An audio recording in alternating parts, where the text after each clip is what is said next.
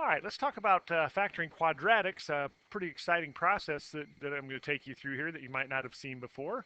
Um, I'm going to work under the assumption that you have factored quadratics before and you're at least reasonably proficient, whether it be guess and check or a little more advanced method. Here's a method that you've probably seen. We multiply the outside numbers and we get positive 60, and we look for two numbers that add up to, or excuse me, that multiply to be 60 and add up to be negative 19. If they multiply to be a positive and add to be a negative, they must both be negative. And after some searching, we could discover that those magic numbers are negative 4 and negative 15. And then we could make the outside product be either negative 15x or negative 4x. I'm going to choose negative 4x.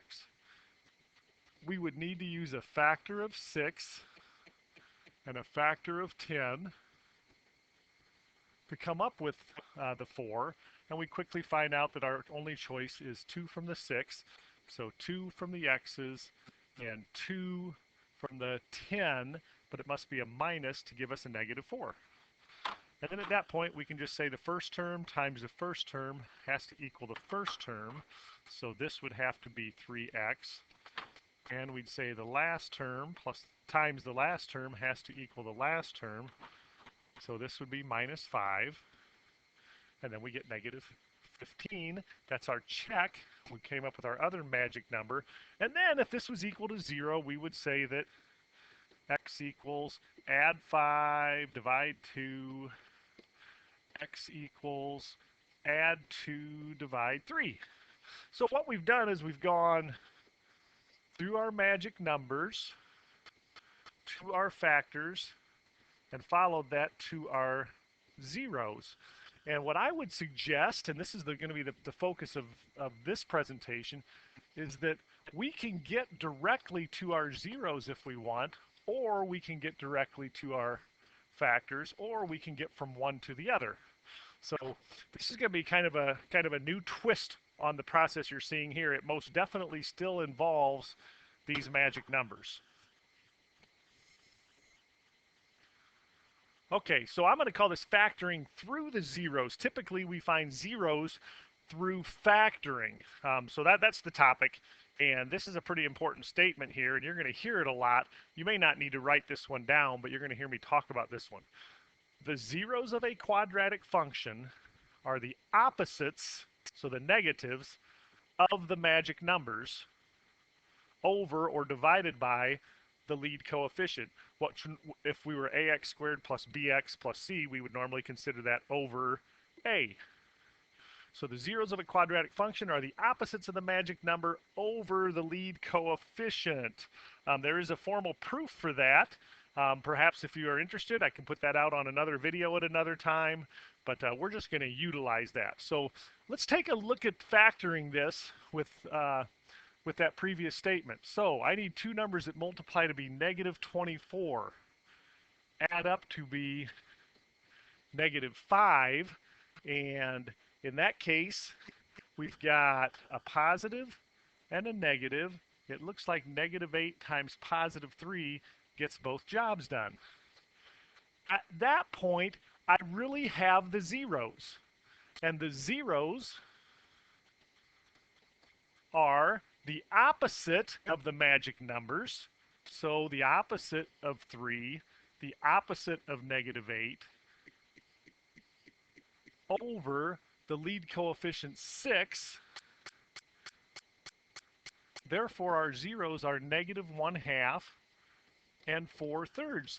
And isn't that awesome? If you just need to find zeros, we're done. We don't even have to see the factors. Let's consider this for a second. If negative 1/2 is a 0, then x plus 1/2 must be a factor. And likewise, if 4/3 is a 0, x minus 4/3 has to be a factor.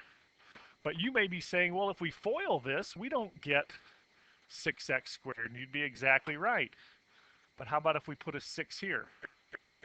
And then how about if we split that 6 into 2 times 3, distributed the 2 to this factor, 2x plus 1, distributed the 3 to this factor, 3x minus 4. And now take a look at foiling that out, and we've got it. So here's what I want to point out with that. What if we were to take this 3, put it over 6, this over 6, set up our what I'm going to refer to as our prefactors of x plus, I'm going to reduce that 3/6, x plus 1/2 times x minus 4/3. And now look how neat this is. This I'm gonna attribute this one to Mr. Smith, who noticed this pretty quickly. Take a look at this. All it really appears as though we're doing is taking that 2, putting it here, taking this 3, putting it here to come up with these guys. So at that stage, if I could just put this in front of the x, put this in front of the x, because what am I really doing here? I'm really multiplying by a 6. I get 2x plus 1 times 3x minus 4, and there it is, factoring through the zeros. Whether you want to factor or whether you want to find zeros directly, this is a pretty nice process, this dividing this by a. So we're going to take a look at some of those. Okay, I need two numbers that multiply to be 28, positive, add up to be negative 16. Upon observation, they must both be negative. Negative 2 and negative 14 get the job done. So let's take those right now, place those on 4, and I get factors of x minus 1/2, or prefactors, and x minus 7/2. We get zeros, if you like, of the opposite of these. So, or you can see the zeros right here, 1/2 and 7/2. And applying the Mr. Smith rule, we get our factors of 2x minus 1 and 2x minus 7. And you ought to be thinking right now, that is too good to be true. By all means, feel free to check it. So let's take a look at the process that goes on here. We get a quadratic. And then when we get a quadratic, the first thing we want to do is work toward the magic numbers. We bring out, we need factors that multiply to be negative 48. And they have to add to be that middle term, that negative 13. And, you know, we may have to create a chart of the factors of negative 48. 1 and 48, 2 and 24, 3 and 16, 4 and 6. But if any of those work, this is factorable. So at this point, we have our magic numbers, negative 16 and 3. If we take those and divide those by the lead coefficient and reduce those, then we practically have our zeros at that point. We just need the opposites of those. And we have our prefactors right here. And then we apply the Mr. Smith rule.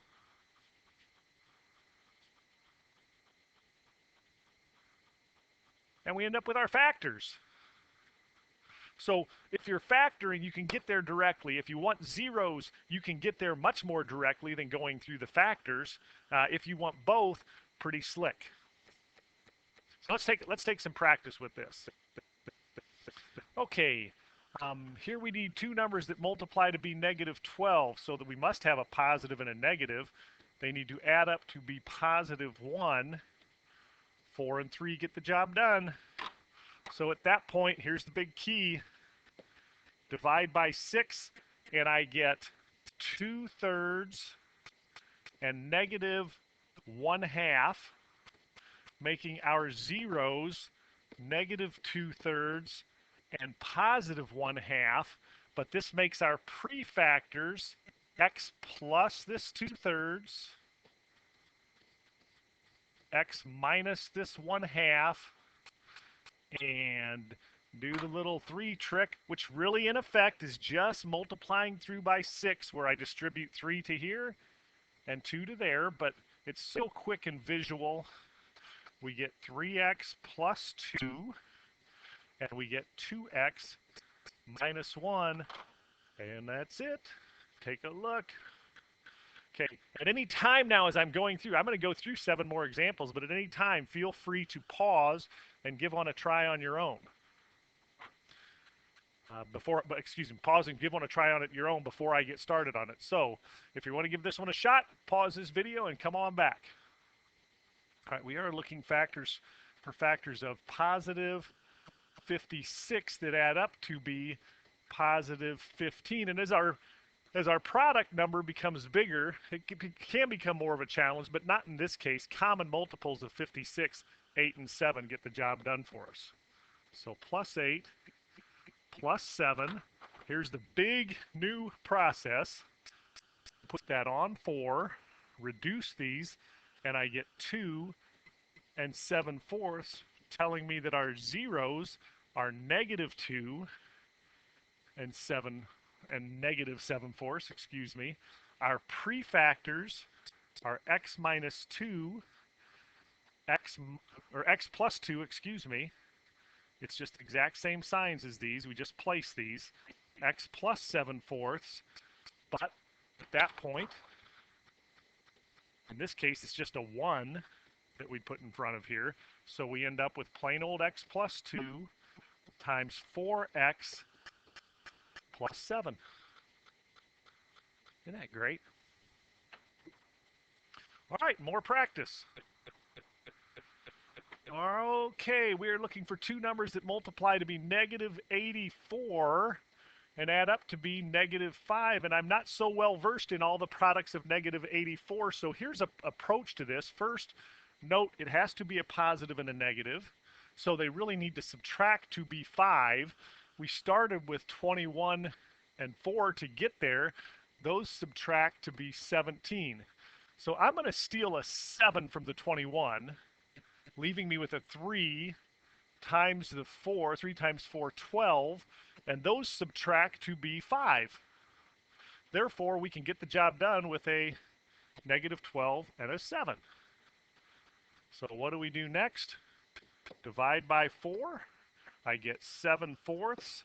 I get negative 3, making my prefactors x plus 7/4, x minus 3, making my zeros the opposites, negative 7/4 and positive 3, and making my final factors 4x plus 7 times x minus 3.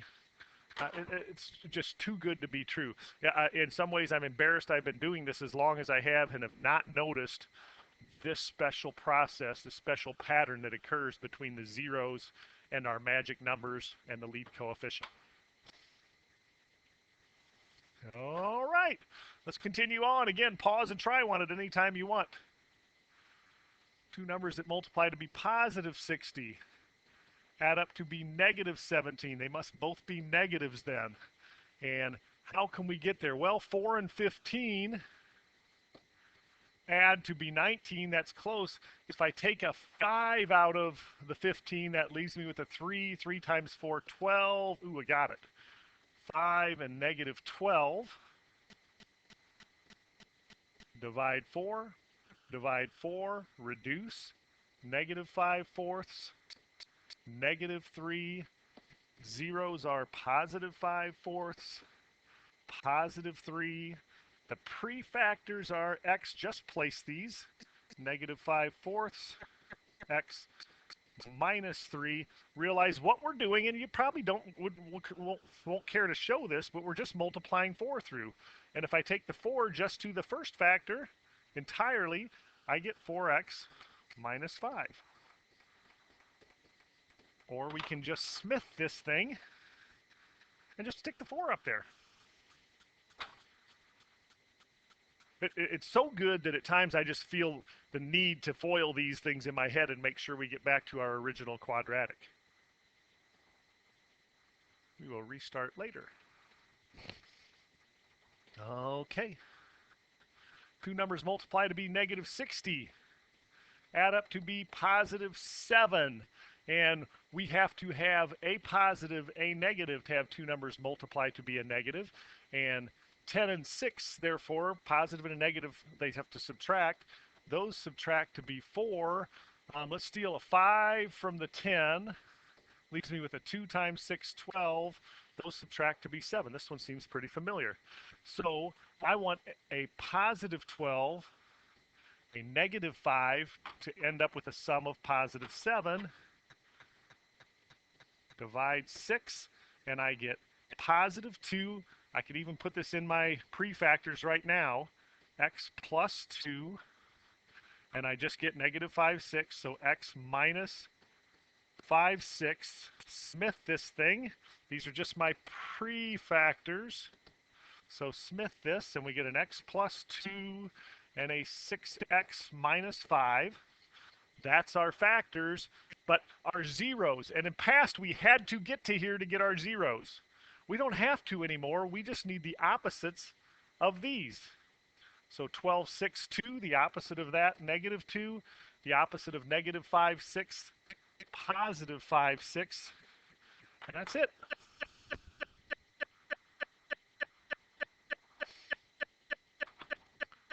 4 times positive 9, positive 36. Two numbers that multiply to be positive 6 but add up to be a negative 15. So they both have to be negative, so they truly add to be negative 15. Well, 9 and 4 add to be 13. That's close. I'm going to steal a 3 from the 9. That leaves me a 3 times the 4, 12. 3 and 12 get the job done. Divide those by 4. Let's place our prefactors reduced. That is x minus 3/4 and x minus 3. Those are just our prefactors.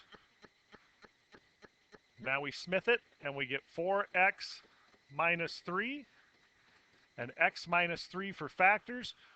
We also get zeros. And again, maybe I should do the zeros first next time. We get zeros of the opposites of these, so positive 3/4. The opposite of negative 12/4. Negative 12/4 is negative 3. The opposite of negative 3, 3. Again, I know you can see that from here, but I want to stress the point. We don't have to factor. So we'll find the zeros before we factor this next problem. Two numbers that multiply to be negative 72 add up to be negative 1. Ooh, those are common multiples. If I need a positive, I need a negative. They need to subtract to be 1. They need to be close together. That is 9 and 8. 9 has to be negative. 8 has to be positive. So if I'm looking for zeros right now, I could go straight to the zeros and say we need the opposite of 8. We need the opposite of negative 9. We need those to be over the lead coefficient 6. So those are negative 4/3 and divide 3, 3/2. Okay? So I could also go on to factors. I could also now, if I found the zeros first, I could say, well, if negative 4/3 is a 0, x plus 4/3 must be a factor, and x minus 3/2 must also be a factor. We smith these, and we get 3x plus 4, and we get 2x minus 3. Could those possibly foil to be that? I'll let you be the judge. And one more. Okay, two numbers that multiply to be negative 120. We may have to search for those for a bit. And add up to be positive 7.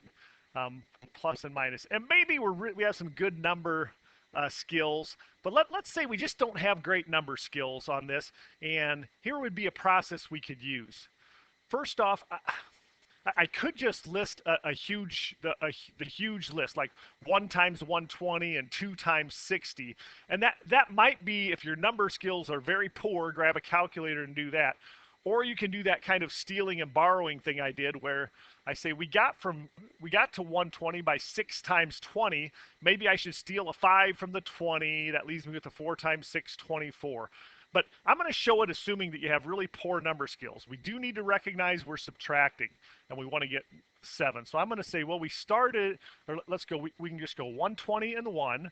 Obviously, those don't get us to 7 when we subtract. So I'm going to go 2 and 60, closer.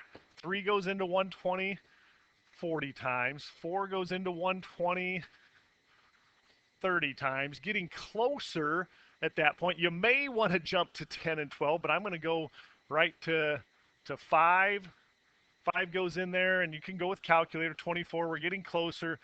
6 goes into 120 20 times. Those subtract to be 14. So it may take a little bit of time. At some point, we would get to 10, and we would say 10 goes in 12 times, and now we subtract to 2. So it has to be, I need a factor between 6 and 10. All right, and I'm going to suggest there's definitely, you are probably going to be quicker. This is a worst case scenario.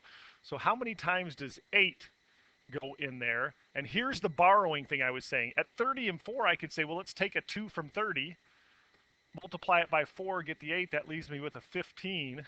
And there's 15 minus 8, 7. So if I want positive 7, I need a 15. I need an 8. I'm going to divide those by 6. I'm going to reduce those in my prefactors. X plus, divide by 3 on 3, and I get 5 on 2. I get X minus, divide by 2 on 2, and I get 4 on 3. Smith them, I get 2x plus 5, 3x minus 4. And our zeros, yes, we can get our zeros from here. We can also get our zeros from here, perhaps more conveniently. Negative 5 halves. Notice that's the opposite of this. And positive 4 thirds. Notice that is the opposite of this. I hope that was helpful to you. That may be worth viewing again. What a great approach to finding zeros and factors of a quadratic. Thank you for your time, and stay tuned.